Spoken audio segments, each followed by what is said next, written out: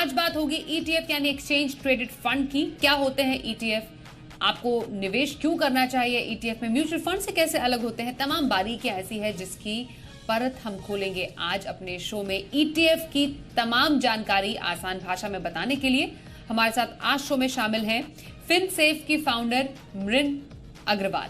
मृन, आपका करते हैं आज के इस शो में स्वागत। वही एक्सचेंज ट्रेडेड फंड भी होते हैं, हम लोग कहते हैं म्यूचुअल फंड तो है निवेश करने के लिए, फिर ये ईटीएफ यानी एक्सचेंज ट्रेडेड फंड क्या है, तो जरा आसान भाषा में बताइए ईटीएफ के बारे में। नमस्ते Swati, nice to be here on the show. तो सबसे पहले जो ईटीएफ है, जो एक्सचेंज ट्रेडेड फंड है, वो एक ऐसा फंड है जो एक पर्टिकुलर इंडेक्स को फॉलो करता है, एक पर्टिकुलर इंडेक्स को मिमिक करता है। तो जो भी स्टॉक्स या जो भी सिक्योरिटीज एक पर्टिकुलर इंडेक्स में रहते हैं, वो ही सिक्योरिटीज इस फंड में भी रहेंगे। और इसमें जो फंड मैनेजर है, उनका यही काम है कि इनको इस इंडेक्स के हिसाब से पैसे लगाने हैं।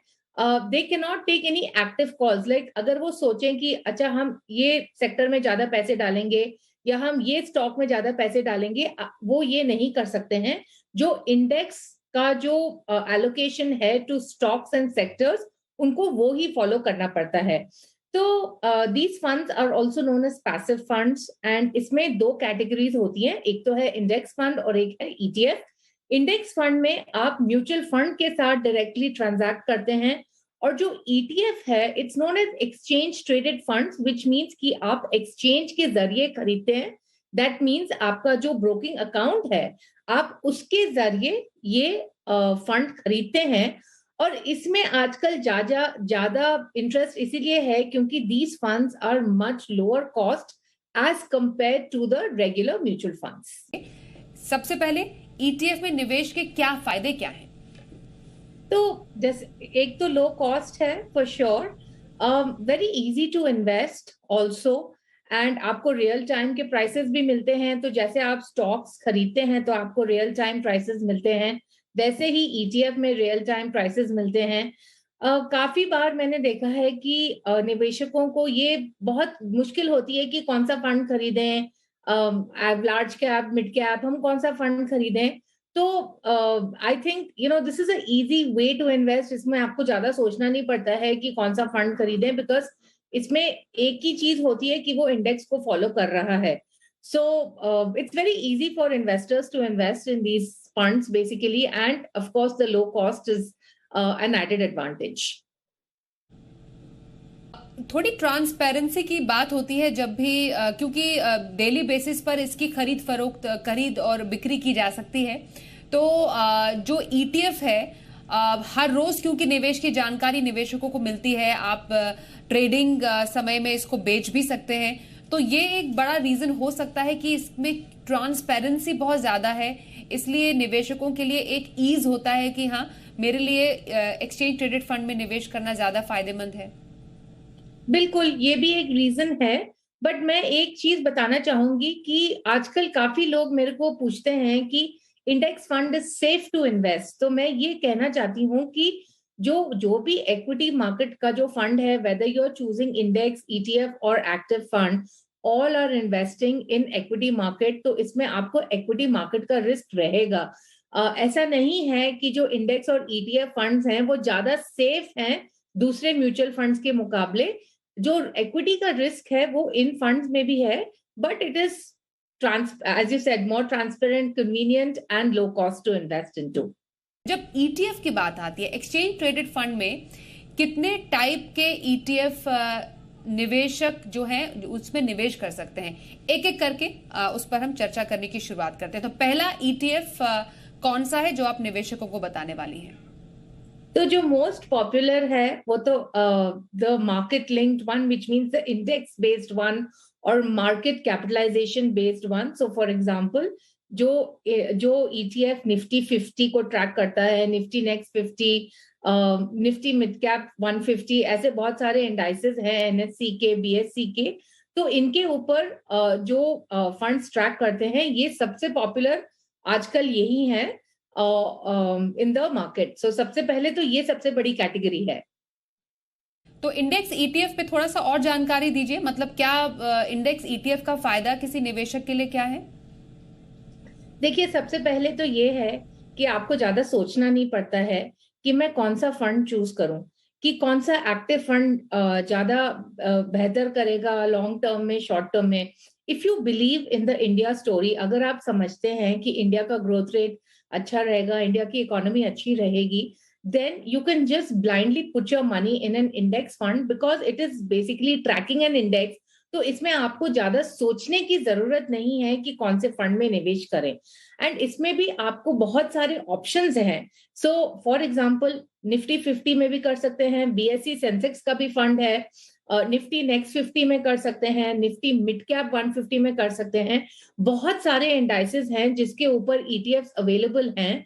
तो इसमें भी आपको काफी वैरायटी मिल जाती है बेस्ड ऑन, अगर आपको लार्ज कैप, मिड कैप या स्मॉल कैप करना है तो इसके बेसिस पर आप कोई भी इंडेक्स इसमें चूज कर सकते हैं। अगर इतना आसान है इसमें और कन्वीनियंट है इंडेक्स ईटीएफ में निवेश करना, तो एक नया निवेशक है जिसे ज्यादा शायद निवेश के बारे में जानकारी नहीं है, वो अपना कहीं पैसा लगाना चाहते हैं, तो इंडेक्स ईटीएफ आप एक नए निवेशक के लिए सजेस्ट करेंगी? एब्सोल्युटली। इनफैक्ट आजकल लोग पहले सोचते हैं कि हम कौन सा स्टॉक खरीदें। आपको स्टॉक नहीं खरीदना चाहिए, सबसे पहले आपको अपना पैसा इंडेक्स फंड में ही डालना चाहिए, because this is low cost and it's a very good way to also experience the stock market as well. So certainly जो नए निवेशक हैं उनको सबसे पहले जो लार्ज कैप इंडेक्स है जैसे निफ्टी 50 या सेंसेक्स, उसमें डालना चाहिए। नेक्स्ट ईटीएफ की बात करते हैं हम। सेक्टोरल इन्वेस्टिंग की बहुत ज्यादा चर्चा पिछले कुछ समय से कर रहे हैं। बहुत सारे सेक्टर्स है जहां पर निवेशकों का इंटरेस्ट है वो बढ़ा है। कई सारी ऐसी थीम्स हैं जो काफी ज्यादा पॉपुलर हुई हैं पिछले कुछ समय में। तो सेक्टोरल इन्वेस्टिंग और फिर उस पर भी सेक्टोरल ईटीएफ की जब हम बात करते हैं, तो एक तो बेसिक डिफरेंस सेक्टोरल फंड और सेक्टोरल ईटीएफ में क्या है, और सेक्टोरल ईटीएफ की जब हम बात करते हैं तो वो अभी फिलहाल ईटीएफ के इस मार्केट में कितना पॉपुलर हुआ है, या कितने ऐसे एएमसीज हैं जो सेक्टोरल ईटीएफ्स लेकर आए हैं? तो काफी एएमसीज हैं जो सेक्टोरल ईटीएफ्स, आजकल तो आए दिन एनएफओस तो आते ही रहते हैं। बट आपको ये सोचना पड़ेगा कि जो सेक्टोरल ईटीएफ्स होते हैं वो एक पर्टिकुलर सेक्टर को ट्रैक करते हैं। अब जैसे कि हमने देखा कि 2020 में health care sector did very well, but 2021 में the health care sector was one of the worst performing sectors, right?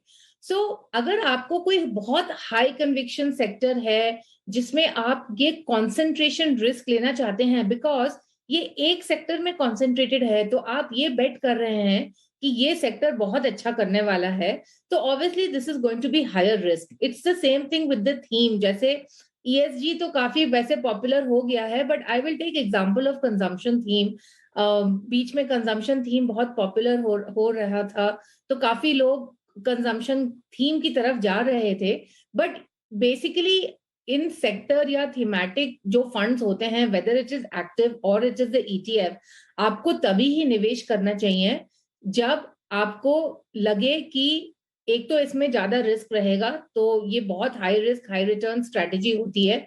And other thing is that the strategy may not play out, like how I explained in the case of healthcare, the strategy did not really play out. So you have to be ready कि अगर strategy play out नहीं होती है तो हम इसमें से जल्दी से exit कर लेंगे। तो it is very high risk. मैं जनरली एक्चुअली रेकमेंड नहीं करती हूँ, क्योंकि आपको ब्रॉडर मार्केट इंडेक्सेस इतने अच्छे मिल रहे हैं, तो आपको एक्चुअली एक सेक्टर ईटीएफ में जाने की या थीमेटिक ईटीएफ में निवेश करने की जरूरत ही नहीं है। अब इंटरनेशनल ईटीएफ पर आते हैं। अब इंटरनेशनल फंड्स को लेकर हाल ही में सेबी ने नया रूल भी निकाला है।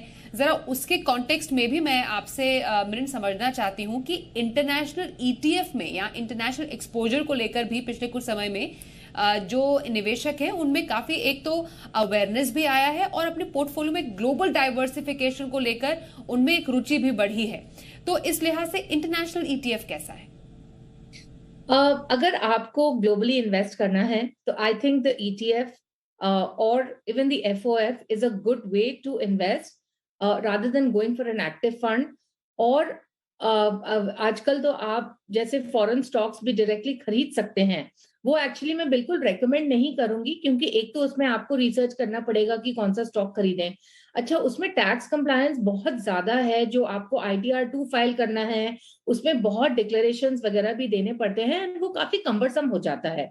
तो first and foremost the ETF is actually the best way to take exposure to global markets. Now इसमें भी बहुत सारी कैटेगरीज हैं, बहुत like for example geographical categories हैं। फॉर एग्जांपल आप चाइना में एक्सपोजर ले सकते हैं, of course US, Europe, the whole world market is also available.